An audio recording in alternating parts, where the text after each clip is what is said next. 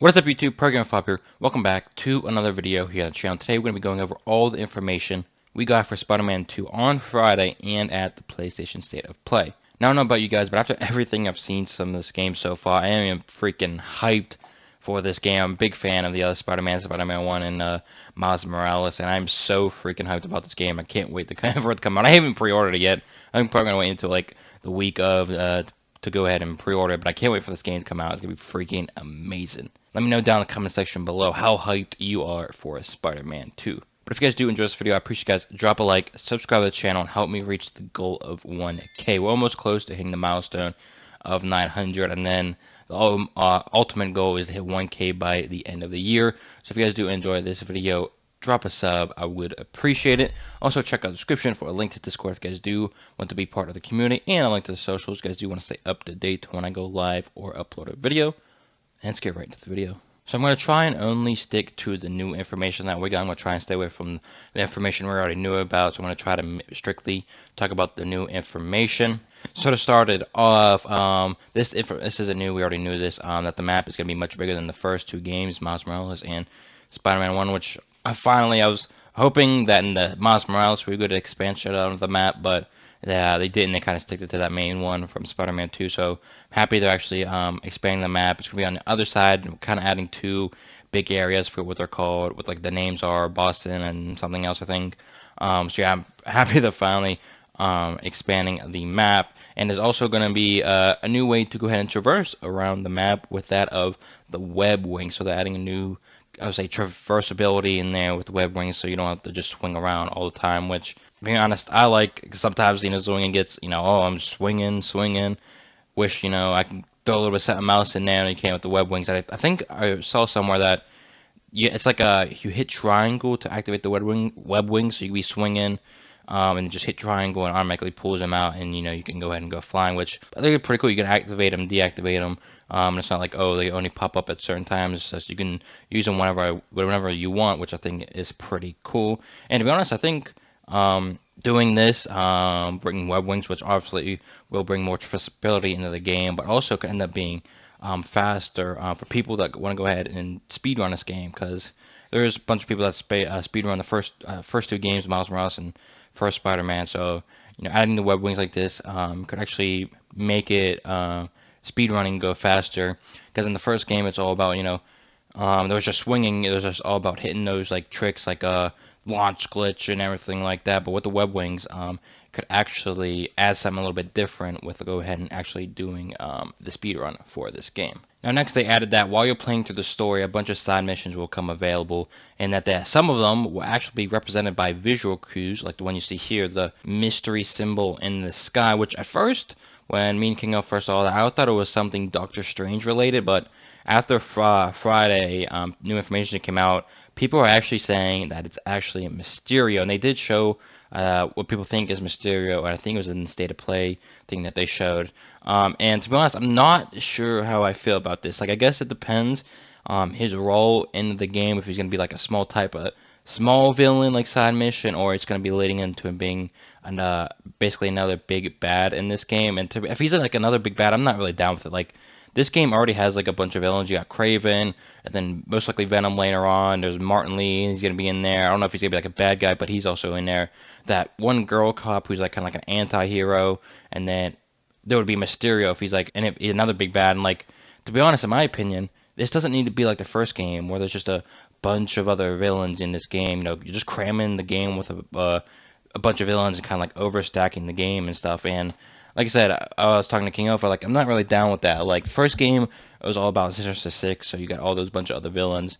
Obviously, Miles Morales was kind of like a one villain. Obviously, it wasn't, that wasn't like multiple villains or anything, but like, they don't need to have multiple big bads in this game. Like, some of these, like they could save and like build up for another game. Like Mysterio, I guess, like I said, depending on what his role is in this game, but like they could build him up to be a much bigger villain in a different game. And I just hope that this game just turns out like, oh, a bunch of other villains crammed into one game and everything. Like I said, it doesn't need to be like the first game where there's just a bunch of other villains in this game. Kind of just stick to the core. There's Craven, and then there's Venom. Kind of like those two big bads for the game. And then, like I said, Martin Lee, I don't know if he's going to be a bad guy. It doesn't look like it from like what we've seen. That girl cop who's kind of like an anti-hero, so we'll probably end up finding her anyway, and then there'll be Mysterio. Like I said, I just hope they don't overstack the game and it gets too much like the first game where there's just a bunch of other villains. Obviously, it'd be cool, like, oh, there's more action to the game and everything like that. A bunch of these villains you can fight, but it's like, this doesn't need to be like the first game with overstacked with villains. Kind of just keep it simple. And obviously, like, make it bigger for being simple, like, oh, Craven and, and Venom, kind of like build a story around that, make it bigger and everything like that. It don't need to overstack the game with all these villains. They have, like, yeah, I could be wrong here. These could just be like little side mission villains, maybe like setting up for their big, like maybe a big role in the future.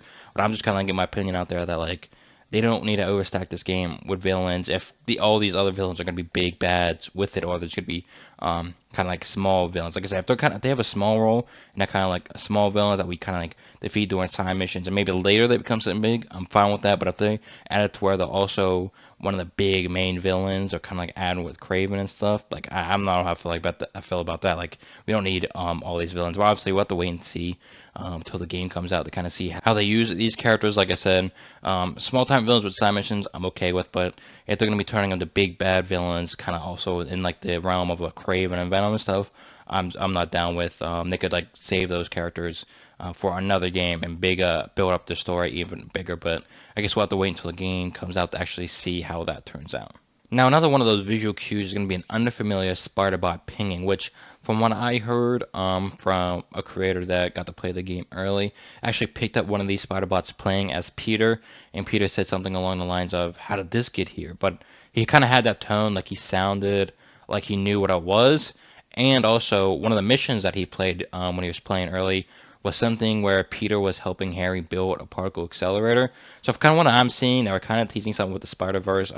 He said he wants to pick it up playing as Miles and see what it says, but they're definitely kind of hinting something here with the Spider-Verse, because even like when they showed it, like the pinging kind of looked like the Spider-Verse particles, kind of like when you're glitching, like just a bunch of other colors and stuff. So it kind of looks like that. And we already know that the Insomniac Spider-Man is in the actual new Spider-Verse movie that came out. You could see him in the background and everything like that. So it kind of looks like they're teasing something with the Spider-Verse, maybe for a future game where it's all about the Spider-Verse, which I think I would freaking love our own different Spider-Man game all about the Spider-Verse, going around. Maybe like fighting other Spider-Man, visiting different dimensions and everything. I think that would be amazing for a game. Hell, maybe even do a DLC for this game, maybe like a small DLC that'll maybe lead up into a bigger game that has to do something with the Spider-Verse. I think would be amazing. A standalone game being a Spider-Verse related would, I think, blow everyone away. But you're gonna have to see wait until that comes out. Maybe like after you collect them all, there's like a big line that kind of like definitely connects it into the Spider-Verse, but we'll just have to wait until someone picks up all of these spider bots and see what happens. They also added to where you can see all activities in an area without having to go to the map. They explained it as that they have new tech in their mask, which I think is cool.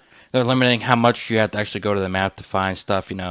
Usually you go to an area, it's like, okay, well, I need to find this activity, and go to the map and look at it, but it actually shows up. Now, I don't think it shows like you'll just see everyone in the map, but like I think it has like a radius around it where everything in that radius, you guys will see all the activities and stuff in that area. So you can just go ahead and go to it without having to go to the map, which I think is cool. I don't want to be able to go to the map all the time. Every time I'm looking for something, it's like, okay, well, I got this one, I got to find the next one. Let me go to the map and search for it. And it's like, if I know what area it's in, I can just go over there. And if it's in that radius, it will pop up like on the map as like one of those light things. I think it's like, oh, like you're in the area, you have to like say, for example, hold down one of the one of the pads, and maybe like it does like a pulse and everything in the radius of that pulse. It pops up all the activities in that area. So I think, like I said, is pretty cool. It's kind of limiting how much you actually have to go to the map to find stuff. Now, a big thing that they showed is fast travel. Now, from what I could see, you can now fast travel to a district itself and not just certain spots. Like in Spider-Man 1, you had, I think it was the police stations. You do the towers, and then the police stations, you can fast travel to the police stations. And in the second game, or what's the second game, Miles Morales, I think they had like train stations and stuff like that you can use for fast travel. But having to where you can fast travel to a district itself, to be honest, I think is huge because, like I said, in the other games, you have those certain spots, and those fast travels might not be one in that district, or if there isn't one and maybe in that district, it's kind of like far away from your mission. Like I know in the first game, like you could be on top of the map and there'll be a mission down at the bottom of the map, but like there'll be no fast travel kind of like near it. It'll kind of be like a district up. There's a fast travel, so you weren't able to actually fast travel that district. So having it like this, we can just fast travel to a district itself is huge, kind of make you get to that mission faster. And to be honest, will be a big thing for speed running, because like I said, when you're speed running the first game, you just gotta like do those towers, and it'll reveal police stations that you can fast travel to. Like I said, I know when I sped run this game, or I say this game, but Spider-Man 1, I didn't do the towers really. And like I had a mission all the way at the top of the map, and I didn't have I had a fast travel there, but like it wasn't in that district and everything. So having, like I said, where you can fast travel to a district itself is huge, and it will be a big thing for speedrunning. Now let's talk about gadgets. They showed the gadget section in the little menu, and for one thing, they have the web shooters. Obviously, they have Upshot, Web Grabber, Concussion Burst, and Ricochet Web, which I'm pretty sure they're all from the old game except Upshot. I don't remember the Upshot one. I could be wrong. That could be from the first game as well, but I'm not exactly sure if that's a new one or not. And it looks like there will be multiple upgrades for that gadget that will make it better and be able to do different things. Like for the web grabbers you see here, it looks like there's one that could grab enemies from longer distances. It looks like there's an upgrade to maybe grab firearms. I'm not exactly sure what that third one is. Maybe it has something to do with flying. Kind of looks like there's like someone like kind of like getting in the air or something. I'm not exactly sure. That could be something different. Then it looks like there's another increased range and an electro web, like the shock web, like a in Miles Morales, you can shock the web like that. And actually, I want to say that's actually a thing in the first game as well, the electric web. So maybe that's an upgrade for that. Like I said, each gadget will have their own upgrades that can be able to do different things. To upgrade that gadget, make it do different things. Now let's talk about suit tech. So it looks like you'll also be able to upgrade your suit with 4 sections and upgrades within those sections. Looks like we have health, damage, focus, and traversal. And traversal looks like it has maybe something with running, maybe also even landing, and something with flying. But it looks like they're going to be going all out with upgrades this year with this game, and how much stuff you can upgrade. Like I said, suit upgrades and even the tech upgrades and everything like that. So they're really going all out with the upgrades. And another one of those upgrades for the suits might be Super Venom Launch with Miles. You can see here he kind of like does a super leap where in the air where he kind of gets a big amount of distances. So that might be one of his suits upgrades, or maybe it could be an ability upgrade in a different section, but or most likely probably, if I had to guess, be a suit upgrade for in his traversal section, where he can go ahead and do a super venom leap into the air to go ahead and get that leap distance from right off of the ground. And to be honest, for the third time I'm saying this, 100% this would be good for speedrunning. Because in the Miles' game, there's a trick where you can like during a cutscene, like pause the menu, change something and back out, and it'll kind of like speed up, and Miles will get like a super launch in the air to go ahead and get further. So it looks like they added that here, but not as a glitch, but as an ability or an upgrade to where you can go ahead and super venom launch into the air and get as far as you can before you start swinging. Now let's talk about suits. So this game will have 65 suits from games, movie, comics, and even original designs. And there'll be over 200 suit styles, so each suit will have a couple different versions of that suit. I think when they showed maybe like 4 or 5 styles for that suit. So it's saying if you like a certain suit but you're tired of that style, you can just go ahead and change that style up a bit to where you're still using the suit but it just has a different style. And I'm going to say is the suit I'm going to use 24/7 when I unlock it is the black suit of Spider-Man from Spider-Man 3. I love the original Spider-Man movies, and ever since like the Spider-Man PS4 came out and they announced, oh, there's gonna be different suits, I'm like, add the Sam Raimi black suit from Spider-Man 3. They added the original Sam Raimi Spider-Man suit, but they didn't add the black version. And all I was saying was for this game, Spider-Man 2, I want them to add the black suited Spider-Man, which they are actually doing. They're adding that suit into the game. And when I get it, I am never taking it off. And also the symbiote suit that you get in the game is an alternate suit, meaning you can use its abilities without even having that suit on. So if you have a different suit on, you can still use the Venom abilities. So I'm gonna throw on that Spider-Man Venom suit, and I can still use the Venom abilities. Which I think that's also kind of confirming that after you lose a symbiote in the story in the game, you guys will still be able to use its abilities. 'Cause I think it's like an ability section. And like on a tab where it has like Venom abilities, and it's not like, oh, you can only use your Venom abilities when you have that Venom suit on. So I think it's saying like even if you don't have the symbiote suit on anymore, you guys can still use its abilities. Now something they add into this game, which I think is completely stupid, is fall damage. Now in the other games, if you would jump off a building, you would either like land on your feet, or Spider-Man 1 you could also do like a ground slam your fist, kind of like, you know, superhero landing. Not in this game. In this game, if you fall off a building, you will land on your face and take damage. But the good thing is they added it to where you can turn it off. It's not a regular feature in the game.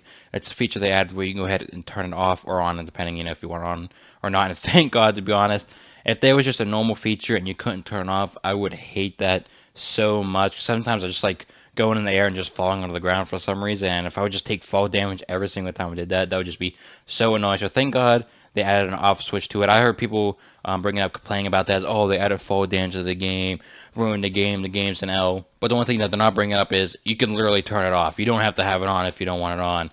They're like, hey, they're hating on it for like, no, I can say no reason. Like, I can see why they're hating on it. I would understand the reason they're hating on it if you couldn't turn off, like it was an actual feature in the game where you couldn't turn it on, it was on all the time, I would understand it. But considering you can turn it off, I don't know why people, I guess, are hating on it so much.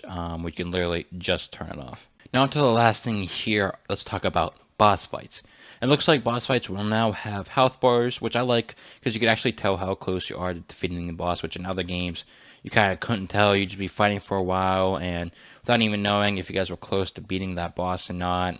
You're like, well, shit, am I close? I hit this guy so much, and is he almost dead or whatnot? But now you can actually tell how close you are defeating the boss, which I actually don't have a problem with, and I like it. And having the health bar would also be helpful to see how much damage a move does to a boss. Like in this lizard fight, you can see he does an attack that does massive amount of damage on the lizard. And after him seeing that, he would now know that to use that move later in the future on a different boss fight to go ahead and get that max damage. And it's just all around a great feature in my opinion. Now, I know I did say that was the last one I want to talk about, but I was looking through Twitter to see if anything new came out while I was recording this, and some actually did. I saw that says it seems that some suits in Spider-Man 2 will get damaged during fights, but will disappear as soon as a mission/crime is completed.